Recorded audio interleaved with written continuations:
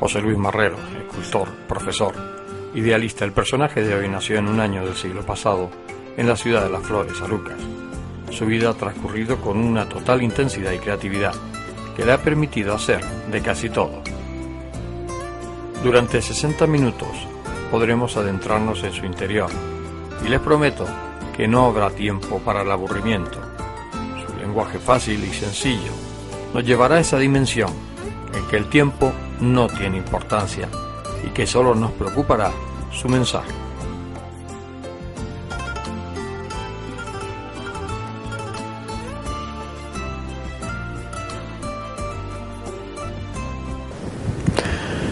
José Luis, ¿naciste en Arucas? Sí, en la Sequía Alta. En la Sequía Alta. Nosotros éramos 7 hermanos, pero 5 nacimos el 4 nacimos en la Sequía Alta. Y luego nos fuimos a vivir a la Montañeta, al lugar que le decían Los Polveros. Aquel lugar era una casa solitaria, en unos llanos impresionantes, que era donde se secaba la cochinilla. Y de ahí el nombre de Polveros, por el polvo que soltaba en los momentos de secar. Luego de ese lugar, pues bueno, también ahí empecé a ir al colegio La Goleta, que había que caminar un rato por unas veredillas ahí. Y después ya empezamos a fabricar, que mi abuela le dejó unos terrenitos a mi padre y a mi madre, y empezamos a fabricar una casa.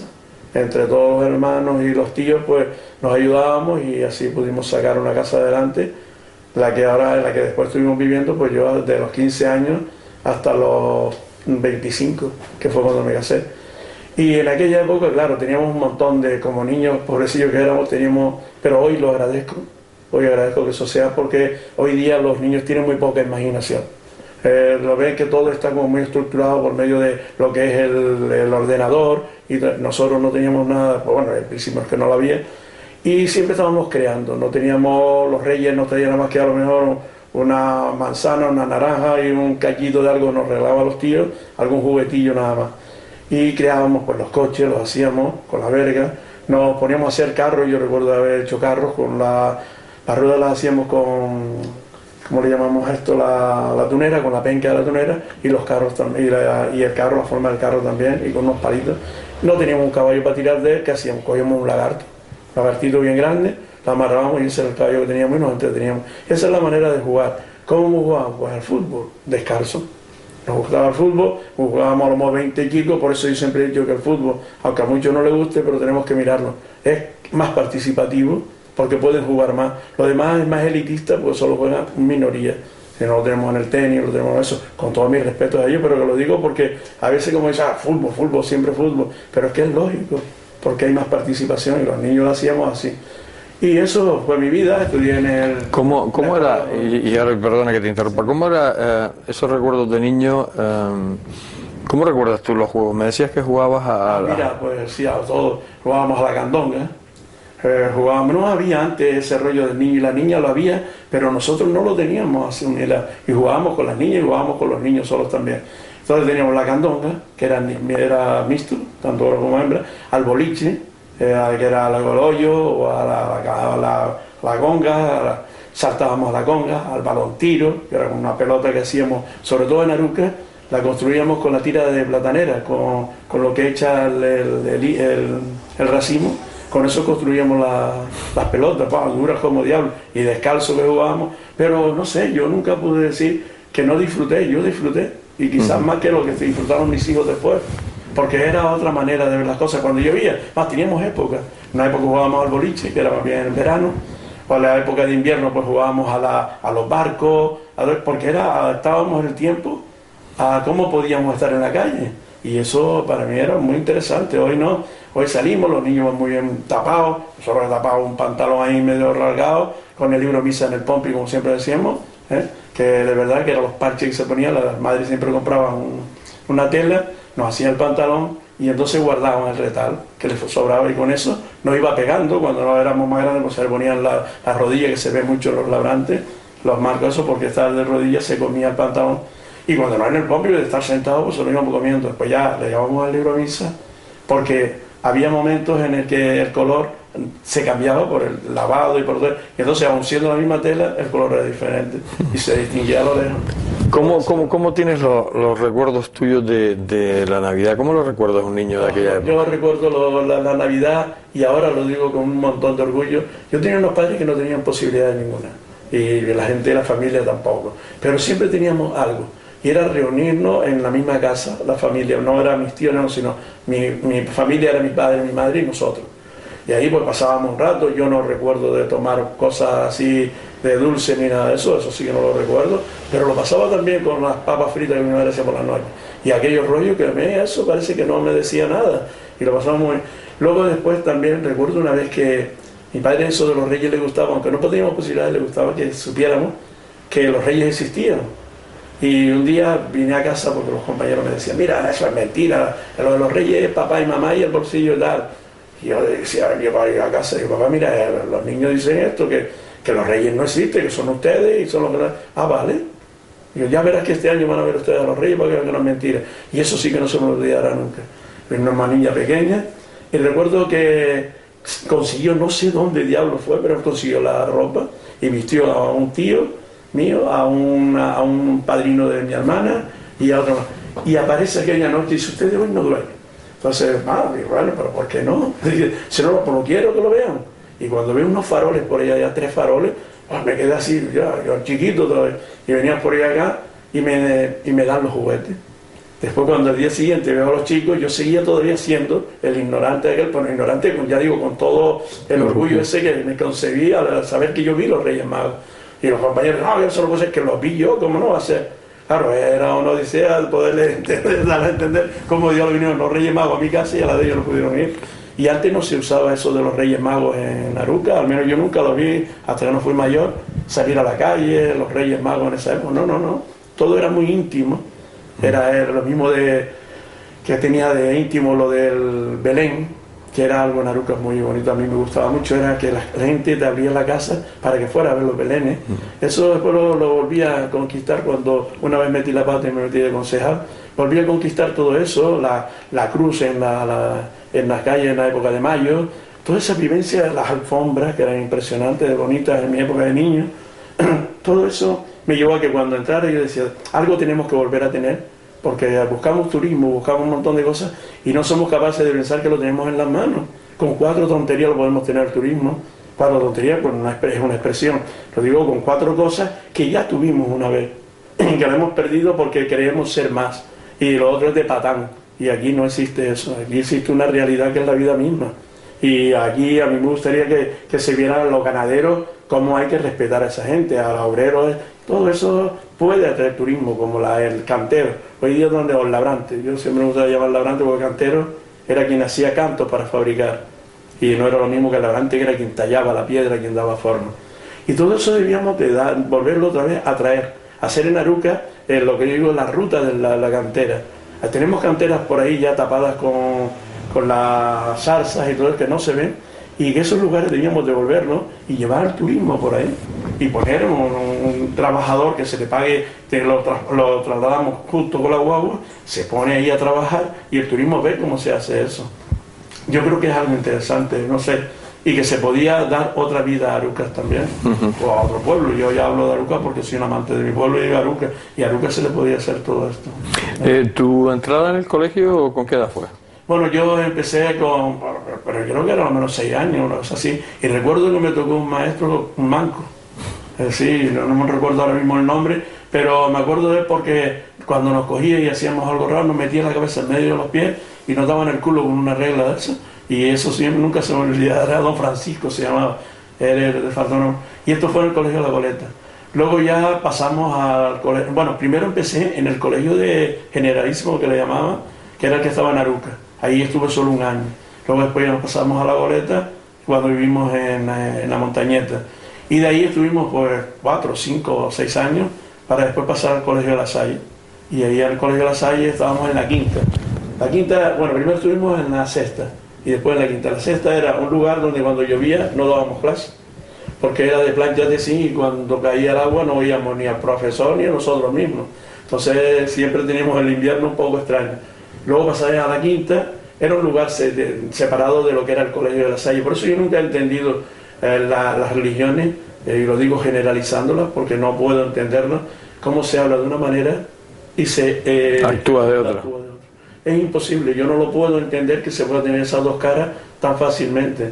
Para nosotros siempre estábamos, pues, la clase de los pobres, teníamos un lugar para nosotros también separado de los demás chicos, solo nos veíamos todos juntos, era en la hora de la mañana, cuando íbamos y nos formaban allí para cantar el rollo esos que los cantaban en esa época, y después, por la mañana nada más, era cuando nos veíamos todos juntos.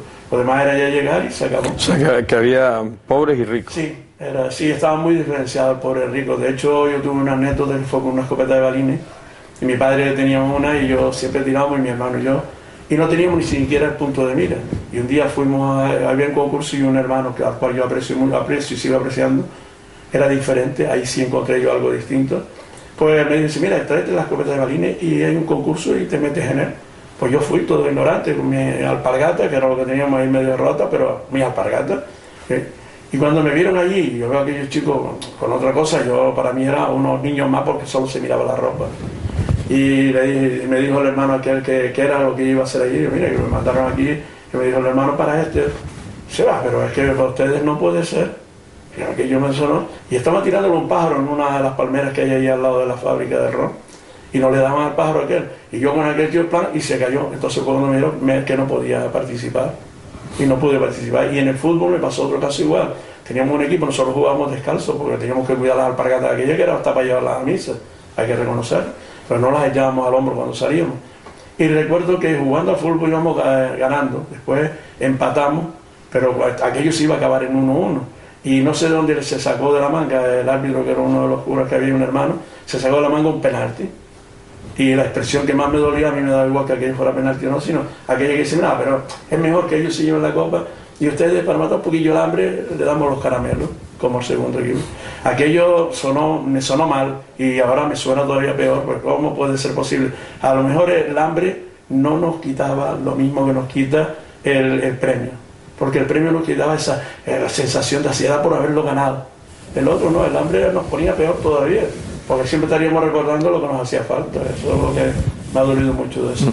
La época juvenil, ¿cómo pasas tú la época juvenil? ¿Trabajando, estudiando? Yo trabajando. Trabajando, eso era tú. Yo he trabajado de carpintero, he trabajado de labrante, he trabajado vendiendo ropa y con un señor por ahí con un carro y después ir los sábados y domingos a cobrar.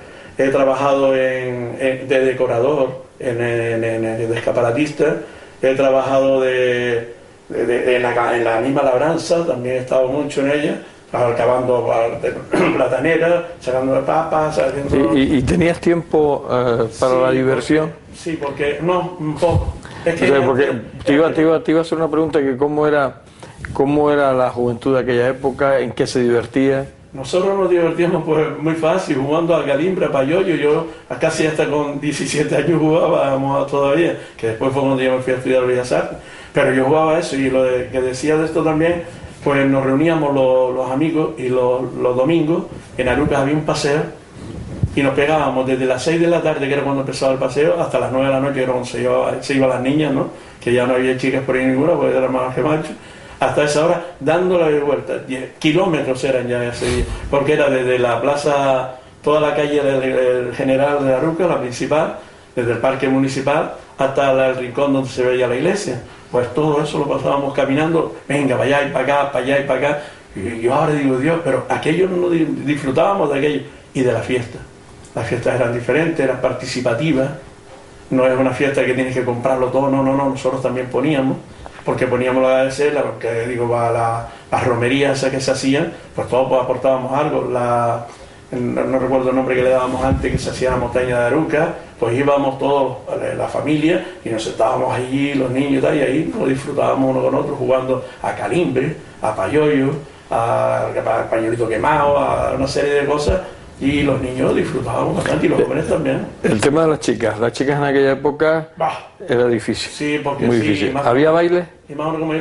Sí, pero no era un baile como no, porque aún no tenían el casino, y el casino también era clasista, es decir, que ahí entraban los que más o menos pertenecían a aquello, y estaba la sociedad de trabajadores, llamada así antiguamente, hoy la sociedad Atlántida, que ahí era donde único podíamos ir, y pagaba una entrada, una módica, y entonces podías bailar, pero aquello se llenaba en un momento, luego no teníamos lugar, pues nada, había los guatiquillos, eso que se nos reuníamos en algún lugar, hoy le llaman botellón, nosotros no tomábamos menos, y nos pasábamos el rato ahí entre amigos y amigas, pero claro, lo de ligar, eso mismo, que lo veíamos ahí, que yo era un cachondeo, yo iba paseando, una vez me llevaron un cogotazo, una gallina, porque iba andando y delante de mí había unas chicas y un chico que pasó por allí, claro, uno va caminando normal, con los amigos, alegando y tal, por lo visto le hizo algo a la chica, le metió y te tocó a ti. Se viró con el colletón, me lo llevé yo, lo pasé más, me marché para mi casa, una vergüenza increíble, no aparecí por aquello durante 2 o 3 semanas,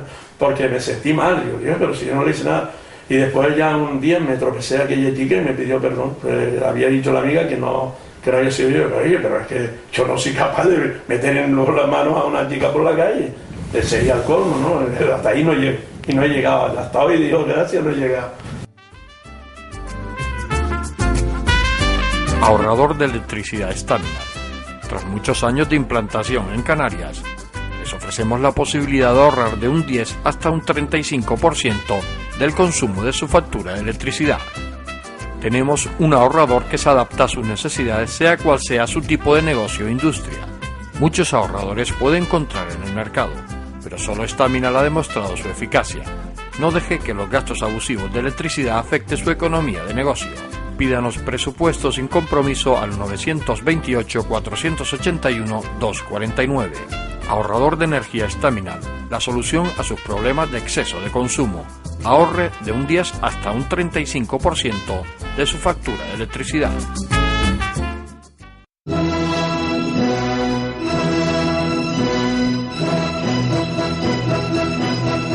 Una nueva edición del Festival de Zarzuela de Canarias presentan los amigos canarios de la zarzuela. El Teatro Cuyás será el escenario de estas magnas obras. Un magnífico elenco de cantantes que estarán acompañados por la Orquesta Filarmónica de Gran Canaria, la Orquesta Sinfónica de Las Palmas y el Coro del Festival de Zarzuela de Las Palmas de Gran Canaria completan un programa musical a la altura que este festival se merece. Tienen una cita inexcusable con el Festival de Zarzuela de Canarias, venta anticipada en entradas.com o en las propias taquillas del Teatro Cuyás. Más información en Los Amigos Canarios de la Zarzuela.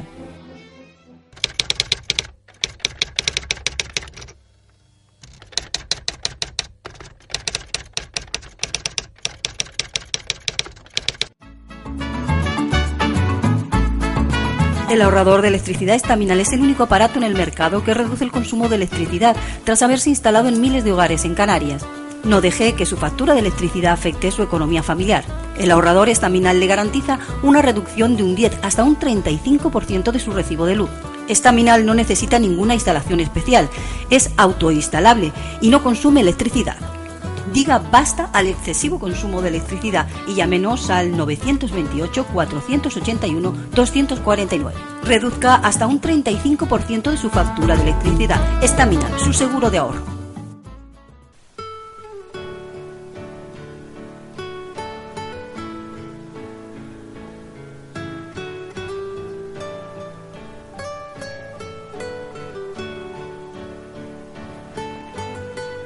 Ya hemos escuchado sus primeras palabras, su infancia llena de anécdotas, su lucha contra la desigualdad que ya de pequeño percibía en la sociedad que vivía, la discriminación en el colegio y que posteriormente su juventud sufriría en sus propias carnes. El interés por el arte fue una constante en toda su vida, recordando cómo modelaba con una tiza o su estancia con los labrantes en las canteras alruquenses. Pero vamos a seguir escuchando. Quedan tanto interior por encontrar en la vida de José Luis.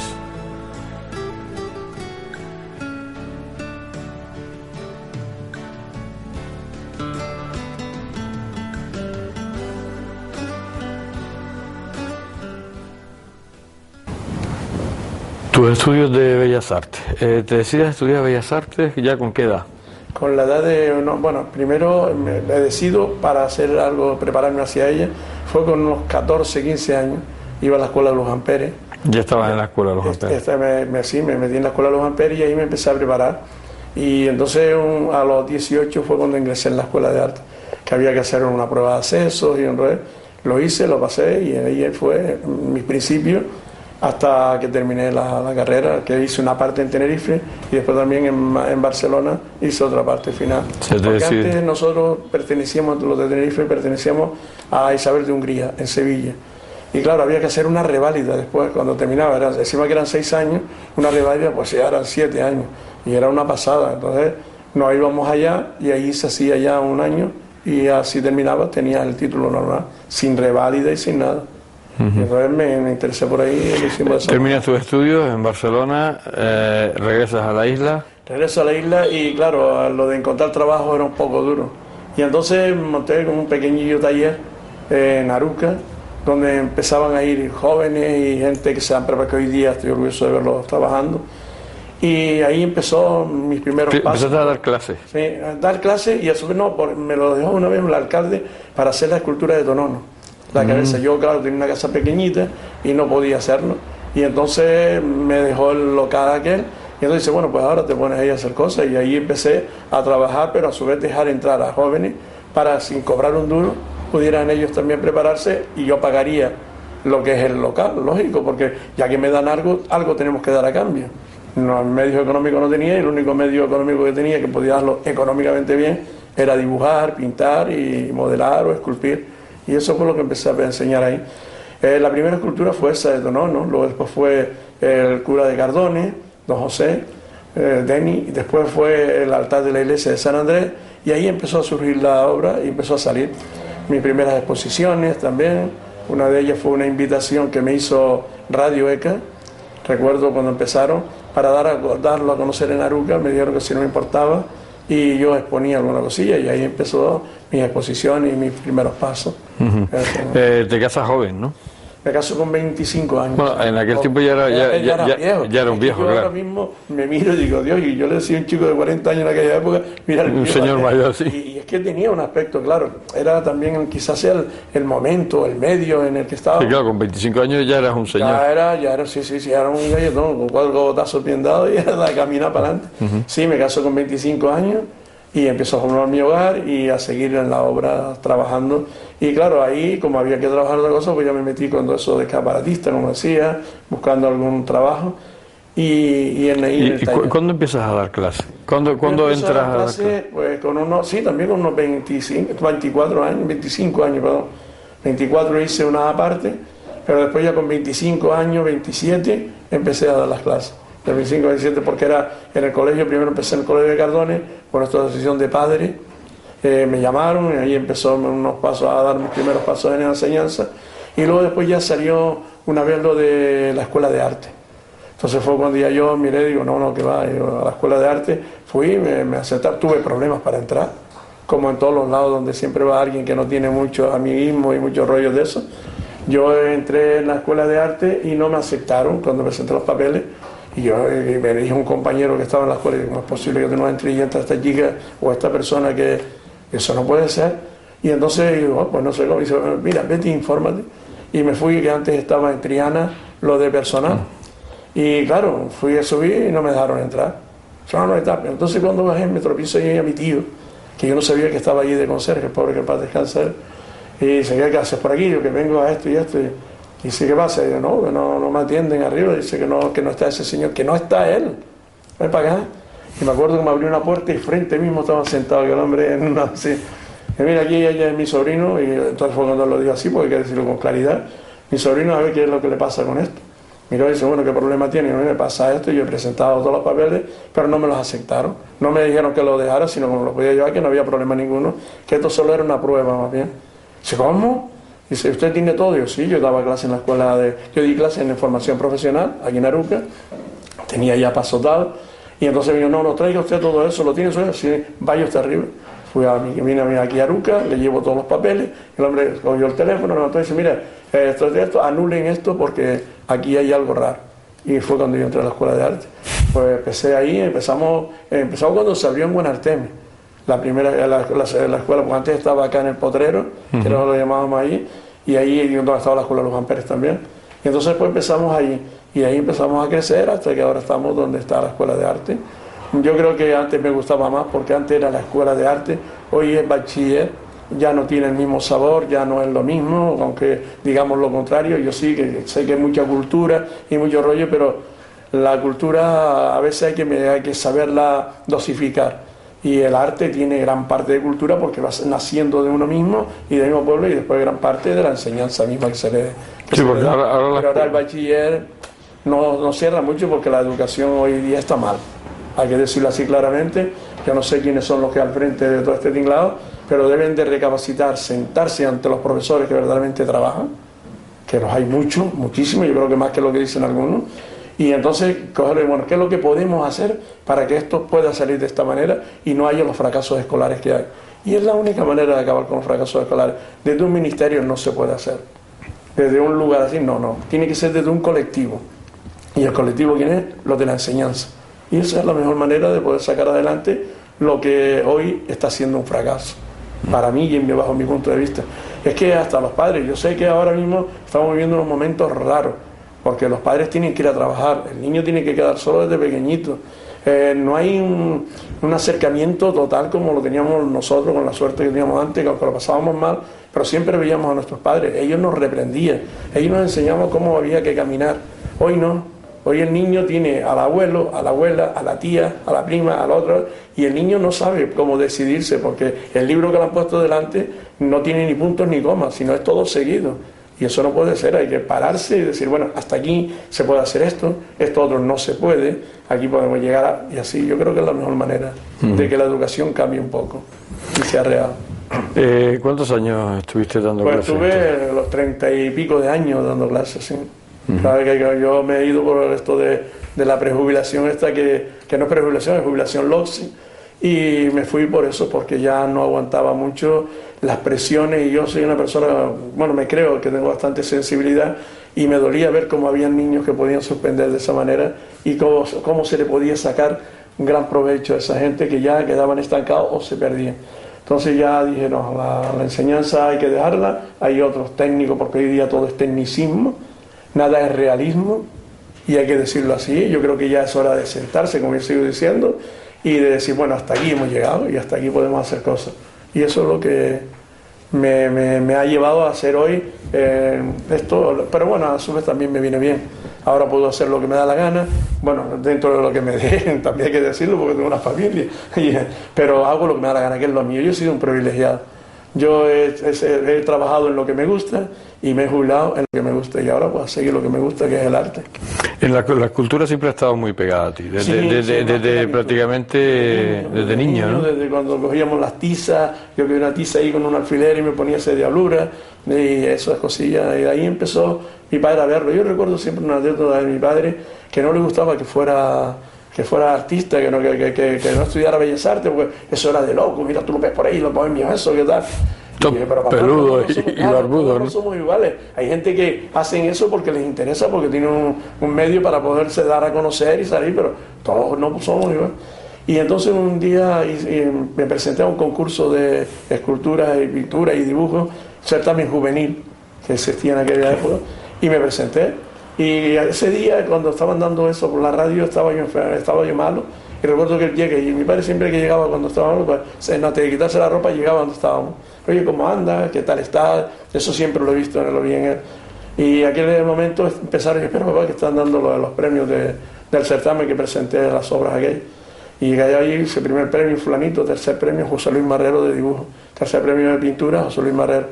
Y después cuando llegó a escultura, ese primer premio de escultura, José Luis Marrero. Entonces ya el hombre miró y dice, mira, hazlo. Total, que vamos a hacer un loco más en la familia, no importa.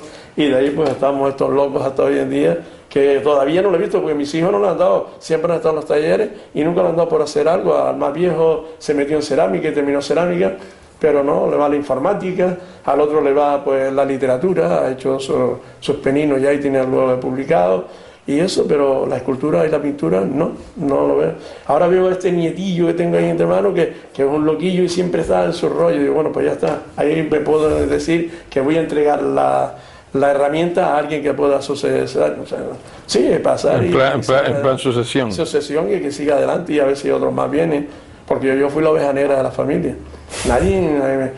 Mi abuelo que era labrante, y mi tío que era labrante, y mi padre que fue labrante antes de ser policía municipal, pero no, yo aquello lo veía como una cosa muy normal en la familia, hasta que empecé a ver que en la piedra se hacían formas que cogían forma humana, y entonces digo, bueno, pues esto...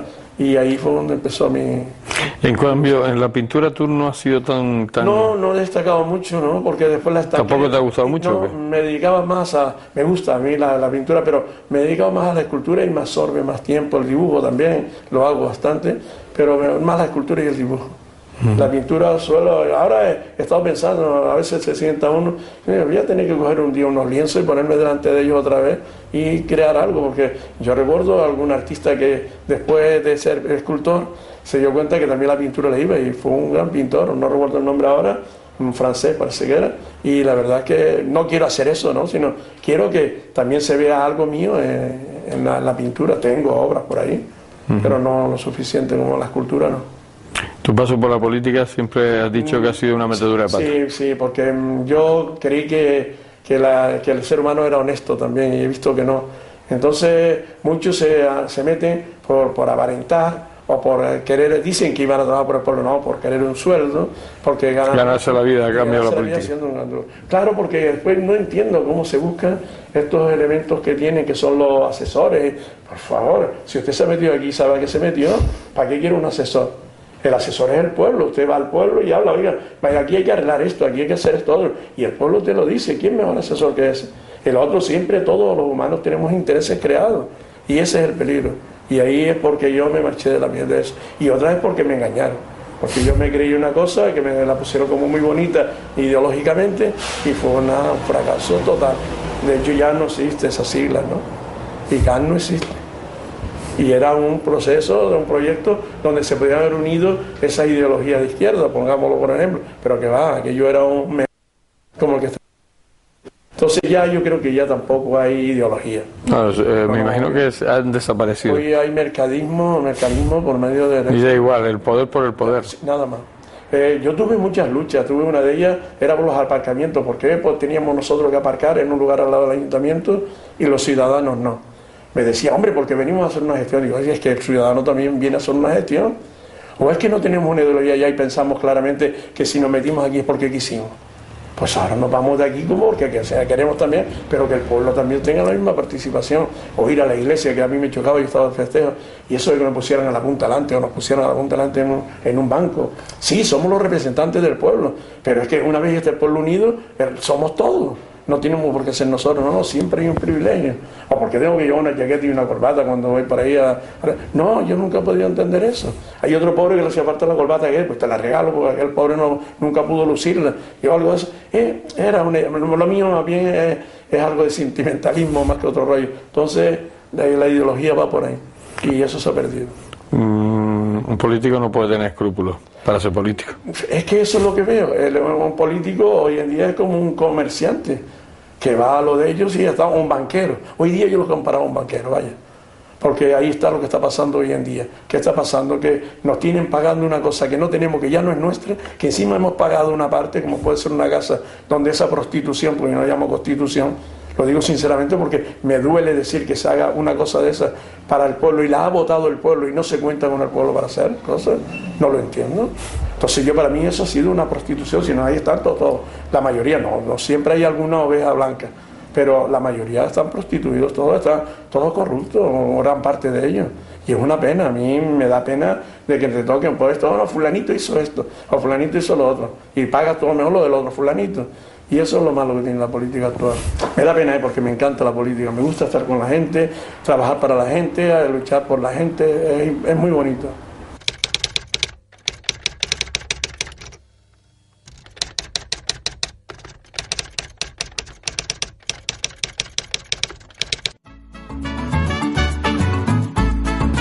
El ahorrador de electricidad Estaminal es el único aparato en el mercado que reduce el consumo de electricidad tras haberse instalado en miles de hogares en Canarias.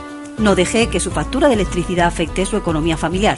El ahorrador Estaminal le garantiza una reducción de un 10 hasta un 35% de su recibo de luz.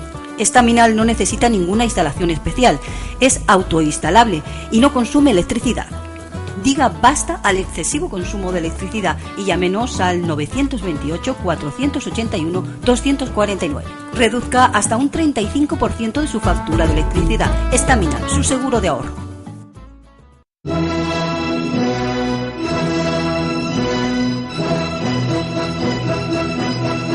Una nueva edición del Festival de Zarzuela de Canarias presentan los amigos canarios de la zarzuela. El Teatro Cuyás será el escenario de estas magnas obras.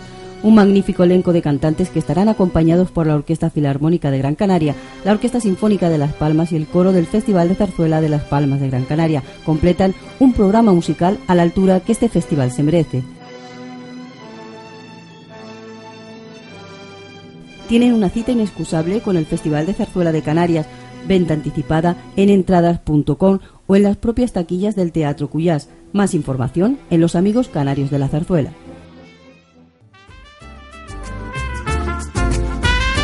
Ahorrador de electricidad Estaminal. Tras muchos años de implantación en Canarias, les ofrecemos la posibilidad de ahorrar de un 10 hasta un 35% del consumo de su factura de electricidad. Tenemos un ahorrador que se adapta a sus necesidades, sea cual sea su tipo de negocio o industria. Muchos ahorradores puede encontrar en el mercado, pero solo Estaminal ha demostrado su eficacia. No deje que los gastos abusivos de electricidad afecten su economía de negocio. Pídanos presupuestos sin compromiso al 928-481-249. Ahorrador de energía Estaminal, la solución a sus problemas de exceso de consumo. Ahorre de un 10 hasta un 35% de su factura de electricidad.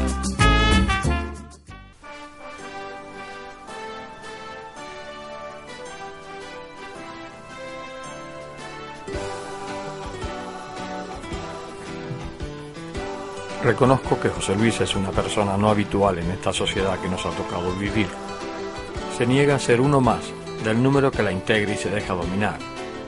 Su lucha constante por lo injusto le hace enfrentarse directamente con determinadas instituciones que posteriormente le pasan factura, pero que a él no le amilana, sino al contrario, le incentiva su independencia.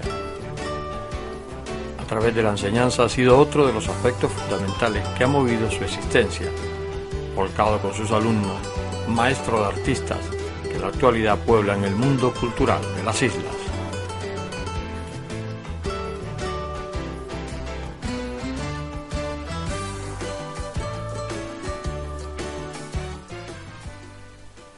¿Cómo te sientes, José Luis, ahora en la actualidad? Bueno, en la actualidad me siento bastante bien porque he intentado programar mi vida de jubilado y la he encauzado hacia dos lugares, tres. Uno es la casa, estar con mi gente, poder disfrutar de ella, que no he podido hacerlo durante muchos años. Después la otra la tengo en las tierras, unas tierritas que he plantado unos arbolitos, ¿ya? Y aquello pues me da un montón de vida. Y la otra la tengo en el taller, donde ya ahí pues puedo hacerlo noche, día o cualquier hora, no tengo una hora para dormir, la utilizo cuando quiero y entonces me siento mucho más realizado. Ya sé quién soy, hasta dónde puedo llegar en cuanto a fuerza, en cuanto a todo eso, y creo que ahora pues estoy encantadísimo. ¿Te arrepientes de algo que hayas hecho en tu vida o te queda algo por hacer o te quedó esa espinita clavada de algo que quisiste hacer y no pudiste? Hombre, la verdad es que sí, siempre nos queda algo, por eso yo ahora en estas obras que hago pues represento ese momento, es el que estoy viviendo actualmente, que cuando te jubilas te ponen un montón de pegas que no entiendo por qué tú no puedes, puedes ejercer alguna cosa, pero nunca podías dedicarte pues a dar unas clases, tenía que ser estas gratuitas, que estoy de acuerdo con ello también, o no te puedes. Pero yo creo que esto debíamos de mirarlo desde otro punto de vista. Yo me he jubilado, pero yo he pagado un dinero, que es el que ahora supuestamente me darían, ¿no? Pero yo también puedo dedicarme a algo todavía, estando eso, en vida, como estoy, Lo único que no puedo seguir en aquello porque no podía más, estaba saturado, no veía ninguna salida que eso fuera ejemplar para que el alumnado, que la gente se integren más y estudien más o trabajen más. Y sin embargo desde fuera a lo mejor lo puedes hacer, porque puedes incentivar eso que algunos de los pobres ya pues han dejado y se tuvieron que ir a trabajar sin haber estudiado como es debido, sin haber trabajado o haber dejado de conocer el arte, que eso se ve mucho en la escuela, como entra gente mayor, porque nunca lo pudieron hacer antes, sino cuando se jubilan. Intentar hacer algo de esto con esta gente que no solo se han jubilado, sino que también no estén jubilados, pero que tenga esas ganas de conocer el material, cómo se produce, cómo se hace el proceso de una escultura, cómo se puede llevar a cabo, y que saquen que a lo mejor perdido ahí hay un buen artista. Y eso es lo que yo creo que hoy día pues debíamos de hacer. Y ese es el hueco que a mí me queda, que hay mucha gente que no ha podido tener esa oportunidad. Y yo he tenido la suerte de ser un privilegiado. Y me da pena que eso siga existiendo cuando tenemos un montón de posibilidades, más ahora que tenemos locales. Antes no existían locales para los mayores. El mayor se sentaba y ahí estaba en el mentidero todo el tiempo, perdido, que todavía los hay por ahí, pero porque no se le da algo más. Hoy tienen un lugar como puede ser para hacer deporte, hoy tienen de todo, hoy y es cuando menos se hace. Es una pena, porque ahí, pues, digo yo, una biblioteca la puede llevar una persona mayor, y intentar también que se integre y se meta en las páginas y él vea que aquello está para algo, no es un algo que se ha escrito porque a mí se me ocurrió, no, es algo que es para transmitir, para que a su vez también pueda transmitir otros conocimientos que él tenga y llevarlo de esa manera. Yo creo que hay muchas cosas por hacer todavía y esos huecos me quedan a mí, en mí y en mi mente, y entonces, y ya como digo, ya tengo 60 y pico de años, me considero mayor hasta cierto punto, ya no puedo hacer los esfuerzos que hacía, y también eso te limita mucho. ¿Tienes muchos enemigos? Ay, la verdad es que si los tengo es porque ellos se lo han buscado, porque no creo que es que para mí no existe el enemigo, solo existe alguien que piensa diferente que yo, y eso es lo único, eso creo que serán los únicos enemigos que tenga. Pero hasta ahora no creo, yo no soy envidioso, no envidio a nada ni a nadie, porque creo que todos venimos aquí a hacer algo y cada uno en su lugar. A quien le guste la televisión, como lo veo en ti, que eres un entusiasta de ello y eso lo estás viviendo, eso es bonito, eso está ahí. Al otro que le guste, y entonces ¿cómo te puedo envidiar yo a ti si ahí yo no voy a entrar en esa faceta? Cada uno tiene la suya. Ahora, si estamos en la misma, ¿por qué nos envidiamos si todos tenemos una personalidad diferente? No sé, es un rollo extraño eso, pero no creo tener a mi enemigo, ¿eh? Si lo tengo, ya digo, es cosa de ellos, yo no es mío. ¿Y amigos? Sí. Amigos, sabes que el amigo es poco, pero tengo muy buenos amigos y después tengo muchos conocidos, bastante. Bastante nunca hay, pero sí, bastante. Me he visto muy arropado en movimientos que he hecho, en un montón de cosas, y eso me lleva a decir que sí, que tengo un montón de conocidos y de compañeros. ¿Proyecto, José Luis, a esta altura de tu vida tienes muchísimo? Bueno, el proyecto, todavía tengo esa ilusión de hacer una de las penúltimas exposiciones, que me está dando un poquillo de lata porque es una creatividad un poco extraña, pero sí tengo muchos proyectos, pero no tengo tiempo. Ese es el problema, no solo es el tiempo de la vida, sino el tiempo que tengo que dedicar a muchas otras cosas que antes no pude dedicarle y que ahora quiero hacerlo y sentirme integrado con ellos.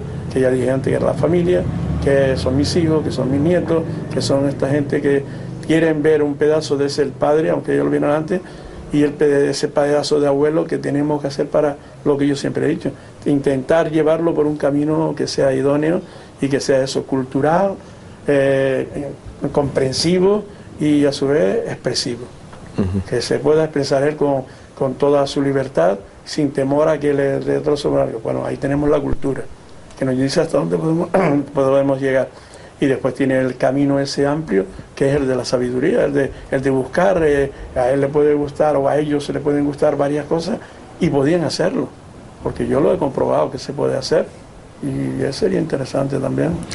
Hablábamos de la política en el otro tramo de entrevista, pero tu opinión sobre ella, no creo que sea muy positiva, ¿no? Hombre, digo sobre la política, no, digo sobre los políticos, sobre la actualidad de hoy. Sobre la actualidad no, nada, pero nada positivo, nada, porque yo todavía... Solamente lo que tiene un arrepentimiento, un arrepentimiento de haber estado. Sí, claro, porque vamos a ver, yo cuando entré ilusionado, entré sabiendo que aquello era así, pero cuando estoy dentro no es verdad.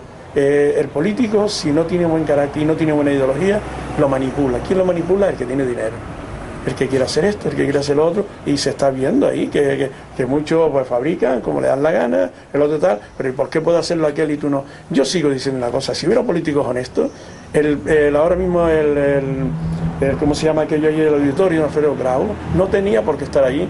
¿Por qué puede estar el auditorio y puede estar en la casa social del fulanito, la casa de otro, y no puede estar, porque esos pueblos vemos en Acaete, donde puede estar la casa del alcalde mirando al mar, o en otro lugar? Son políticos, hablo de políticos, ¿eh?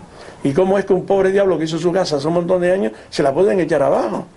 Es que hay un rollo de rotura de sentimientos, de eso, y lo hacemos. La gente, yo creo que nace todo el mundo bien, es decir, todo el mundo es sano, todo el mundo piensa bien, pero después cuando intentamos, ya esa palabra que de educación, que hay que tener mucho cuidado al decirla y al hacerla, cuando no, es que hay que irlo educando, el niño no, el niño nace ya con una personalidad, y lo que tenemos que hacer es también adaptarnos a ella, llevándole por el camino también del bien, o para nosotros del bien, y es lo que estamos aquí representando.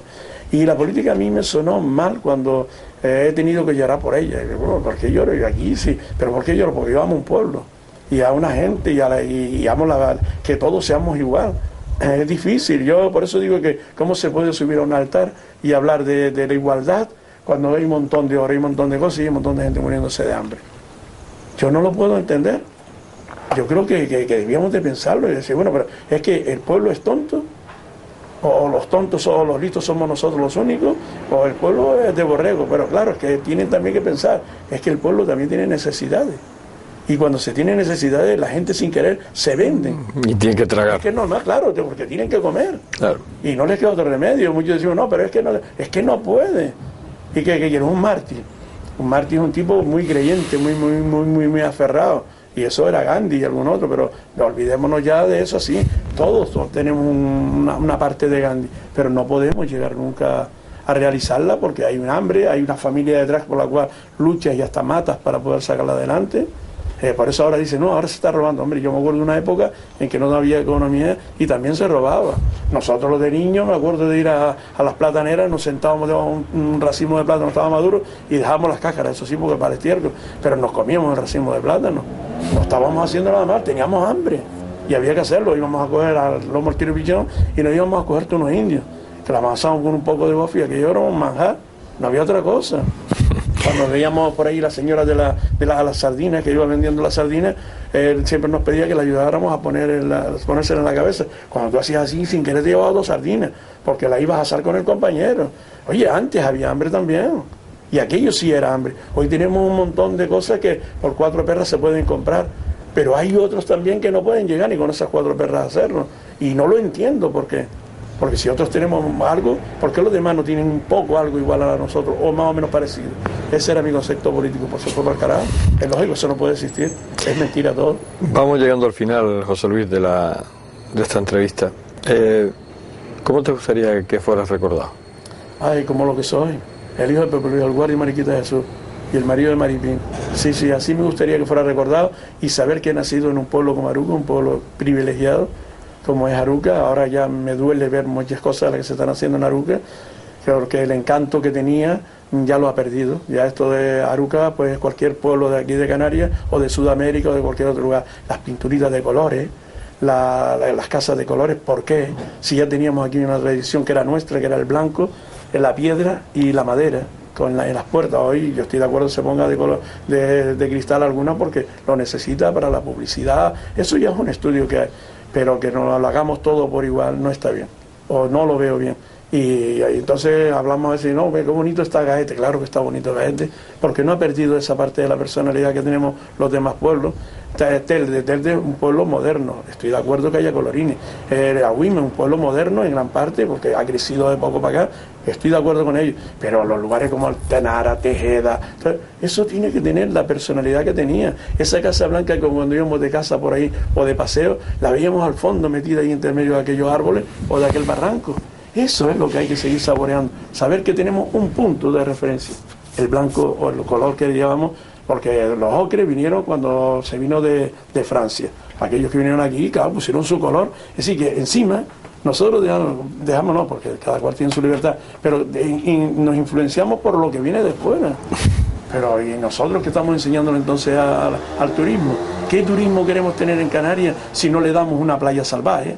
No, la misma avenida, la bajadita aquella, y ¿por qué no se puede hacer una bajada? Hoy sí estoy de acuerdo también, que es muy fácil hacer una bajada para que los minusválidos puedan llegar hasta la playa y puedan bañarse como nos bañamos nosotros. Claro que estoy de acuerdo con ellos, pero no me ponga usted tanto cemento, ni tanta piedrita, ni la palmera cocotera, que eso no es de aquí, que encima nos hemos cargado la palmera canaria con el rollo de traer tanta cosa de esa de fuera.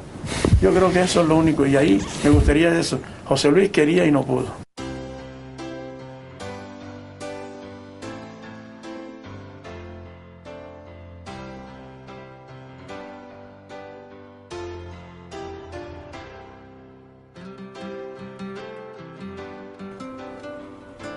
Se nos ha acabado el tiempo.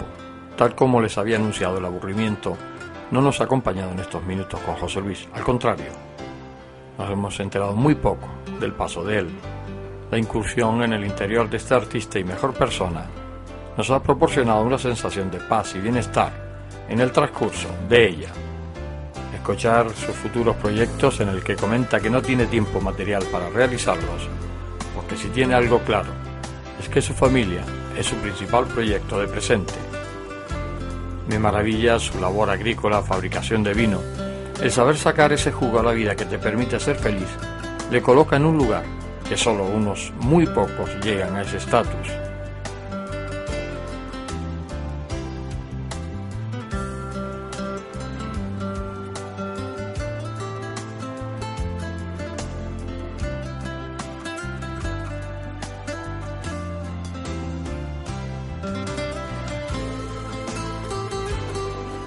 José Luis Marrero, escultor, artista, profesor, luchador.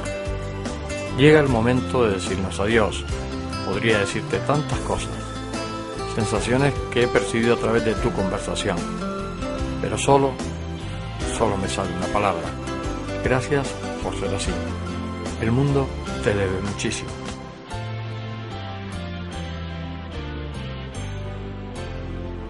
Querido amigo, volveremos a vernos. Hasta siempre.